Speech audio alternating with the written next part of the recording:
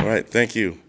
Game week, we're really excited. Just looking forward to the matchup with Sam Houston, and we're watching film. We've known this for a while now, but our focus has been after getting done with camp, middle of last week, has been shifted to preparing for Sam Houston and this season. But really well coached team. Looking at Casey Keeler, their head coach, it starts with him. He's if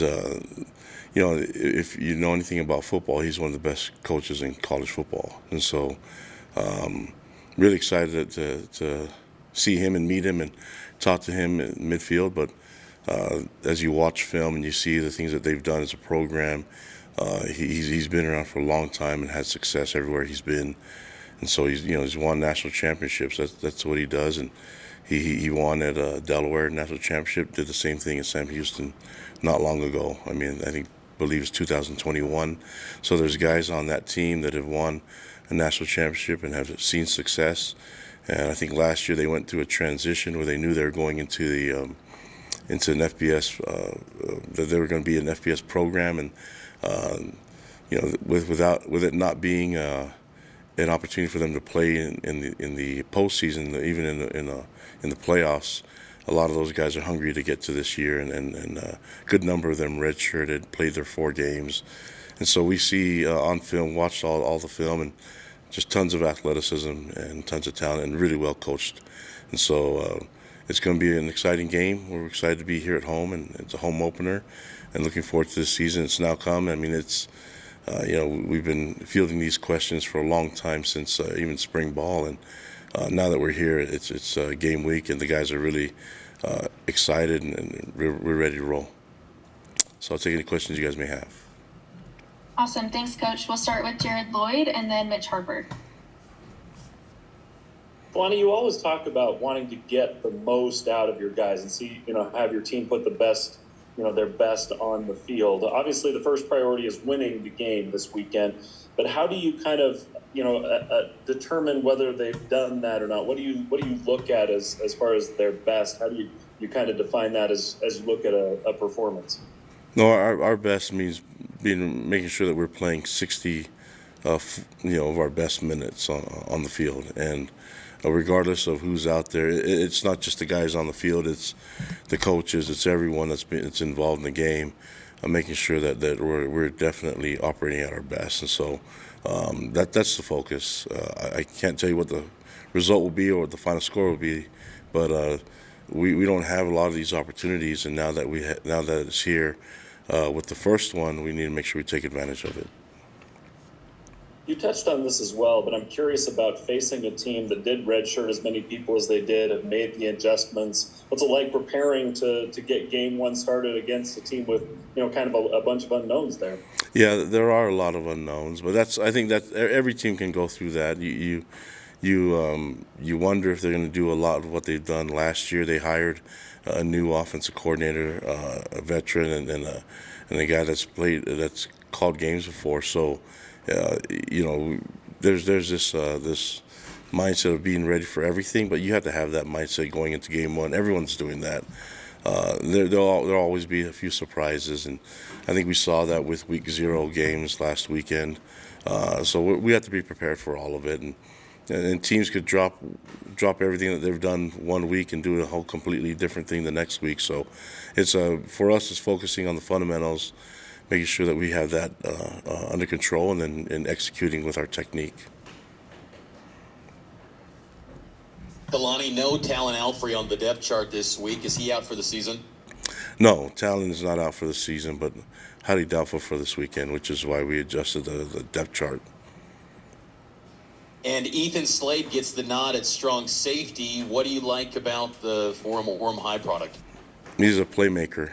Ethan is a great student of the game, and I think he's been, not a surprise for me, but a surprise for Jay Hill, and he's really taken to Jay Hill's coaching and the mentoring that he's given him.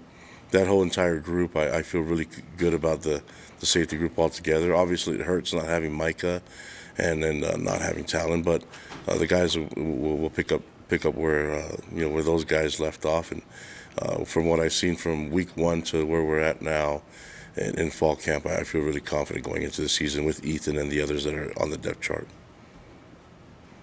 Okay, we'll have Kevin and then Jake Hatch. Another depth chart question for you. JoJo Phillips and LJ Martin got on there. What kind of gives you confidence that the reason why they're on there right now, and how much of this playbook do they know this kind of early on in their career? Well, first of all, they're tons of talent with those incoming freshmen and return missionaries. And so JoJo and LJ, with JoJo, the receiver, just he's going to be really, really good, and he gets better and better every day. So the sky's the limit for him and his abilities, and he's really tall, he's smooth, and he's athletic, and he's got tons of speed with great ball skills, so that works out for him.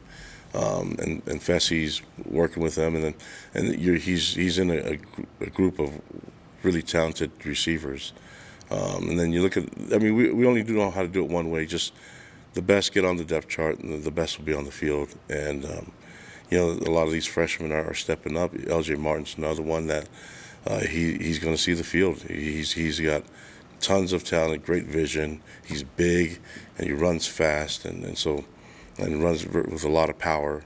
So he'll be out there. And then I'm thinking of the other true freshmen, guys like Jackson Bowers will also be on the field. So there's a good amount of guys that we feel comfortable, and that's just, we're talking on the offensive side. There's a bunch of guys on the defensive side as well. Go ahead, I Jake. wanted to ask you about your offensive line. A lot of oars listed in terms of guys potentially starting, etc. What do you make of that? Will that position group battle go until game time? Yeah, we've been able to rotate guys in different positions, and we have, we feel like we have the flexibility of doing a lot of different lineups. But we'll settle in on something. We felt like there's a tendency of who we want out there the first part of the game, and then we have enough talent that we can rotate if we want to do that. It gives us a lot more opportunities to do what we want in certain situations. So I look at that as a bunch of guys that could possibly start. It's a good sign for us. Also wanted to ask you, just in terms of now we're at game week, what are your chief concerns heading into your first game of the season? As far as everything that we planned, this has been a great camp and been a great preparation time for us. The only concerns that I have is just making sure that we get the final parts done, and that's really looking at all the details of what we can accomplish in the next week, and everybody's doing that. But as far as concern, I'm not really concerned about it. I feel like we have the right guys that are here on the team and the players, and that we definitely have the right guys that are teaching them, that are making sure that they're taking care of all the details that'll eventually become a big part of the game. Jay Drew, go ahead, ask a question. Kalani, how do you feel about your special teams heading into week 1? And also, have you decided on a starting kicker yet? I know on the depth chart it has an or, but... Yeah, we feel really good about our special teams group overall. And for me, it's because I feel really good about what Kelly Papinga's done as a special teams coordinator.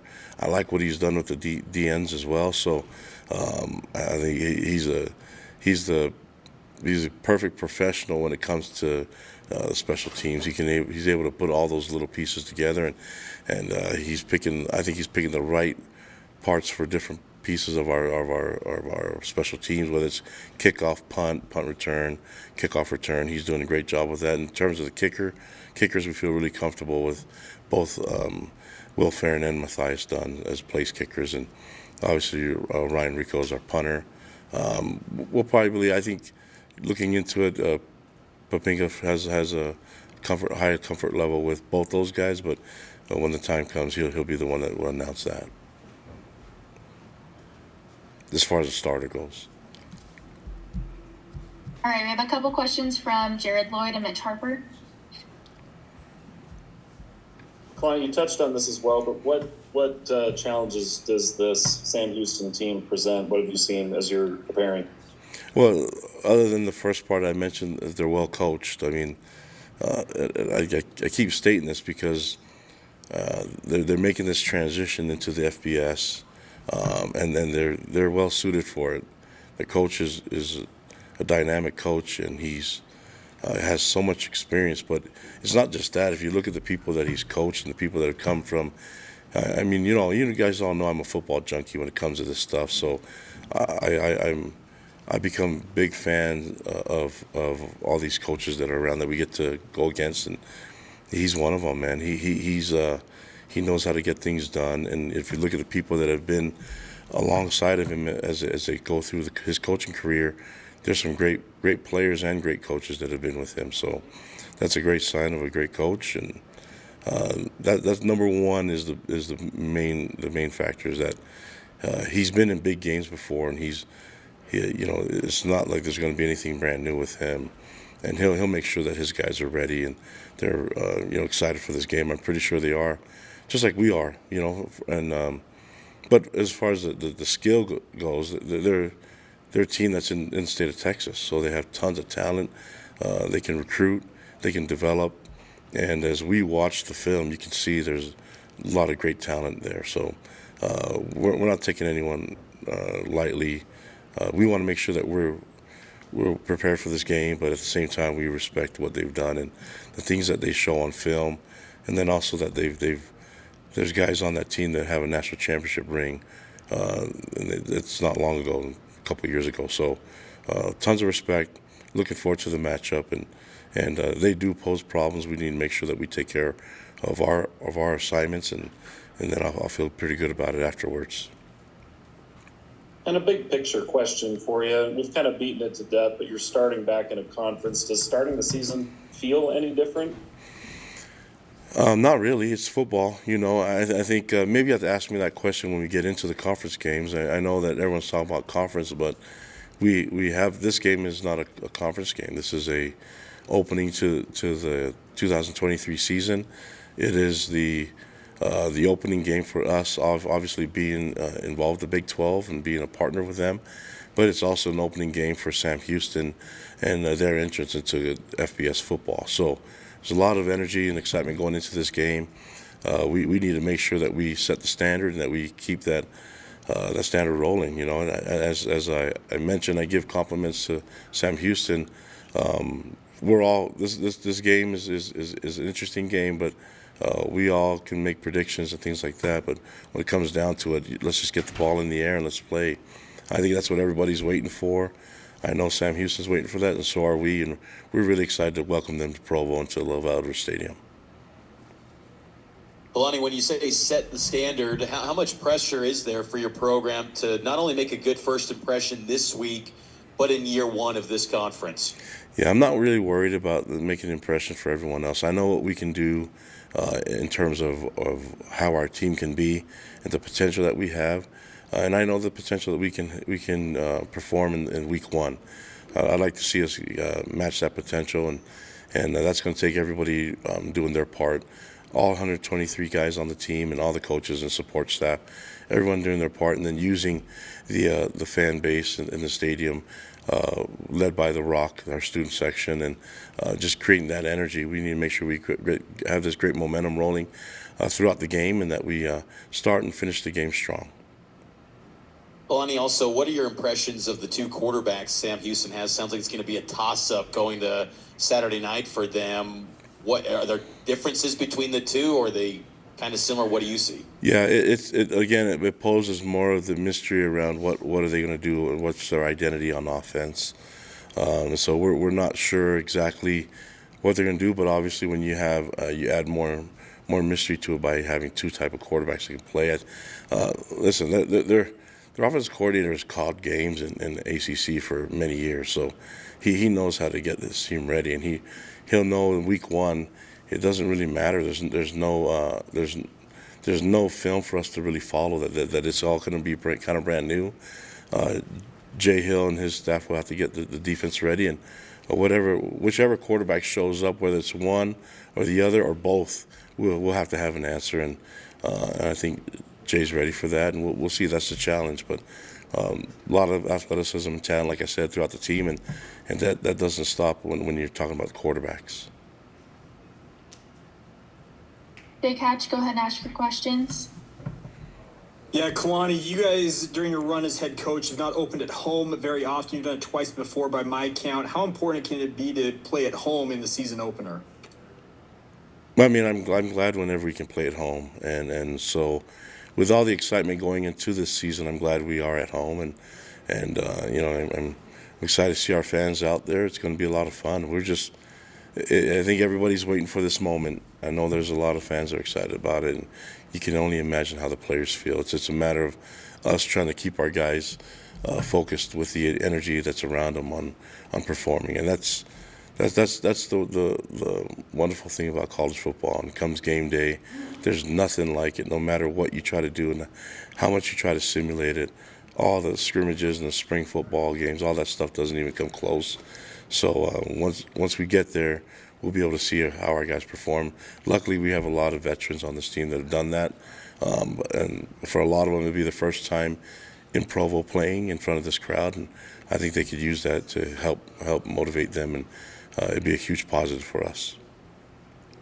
Well, it's been over 720 days when you guys take the field against Sam Houston since you guys received that invite to the Big 12. Can you explain all of the work you guys have put in those nearly 2 years to get ready for this moment? Yeah, probably hard to answer in one statement, but I could tell you that a lot of work went into it, and I know people focus on the team and the coaches and all that, but just the administration, the university overall, appreciate all their help and all the help that we receive from our fans and Cougar Nation, the support we have. So that's been I mean, it's been a fast 700-something days going into it. We're really excited, and now that it's here, I just want to I hope everybody knows how much we appreciate them, whether they're working on campus, in our support staff and coaches, or the players. I just want to thank everybody. So now let's show our best gratitude by going out and performing and having some fun Saturday night. Awesome. We'll have one more question from Mitch Harper. Kalani, I'm just curious if you could take us back when initially this was going to be the Tennessee game, and then Sam Houston came into the mix last year. Can you take us through the process you and Tom, kind of went through last year to bring this game together, and how you ended up with getting Sam Houston? That's probably a Tom answer. For me, I just told Tom to get the best schedule we can, and that this is a great opportunity for us to open up a talented team from state of Texas, and it's been an FCS powerhouse, is now entering the FBS ranks, and so we're really excited about the game, and I don't know how it came about. I'm just glad that it's here, and it doesn't matter who shows up. We need to make sure that we're performing at our best come week one, and that's Sam Houston, and we're honored to go against them in this game week one. Okay, we'll have the last question be Jake Hatch. Yeah, Kalani, I just wanted to ask you about Keaton Slovis. Has he been everything you expected him to be when you picked him up via the transfer portal? He's more. I think we knew what he could do on the field. It's the things that you probably don't put on paper, can't see on film. It's the little things he does, his leadership. And then we saw that there's something special about him once we saw him interact with the team, and then we just let him do it. I mean, A-Rod's been able to put him in positions to be a leader. I think everyone talks about having great leaders, but unless you put him in a position to lead, they don't really have any kind of effect. And so he's been a great leader for us. Same with the others that are here. I can say this about the guys that are on our team. I've been really impressed with all the guys that have come here, the newcomers, and for me, really impressed with the veterans that were here when they arrived, and the guys that have been here throughout the years. They've been able to welcome them with open arms and just kind of grab them and made them become part of the culture. I've been really, really proud of our team overall, and just really excited to see them play now. Okay, thank you so much, Coach. That looks like that's all the questions for today. Thanks, guys. Appreciate it.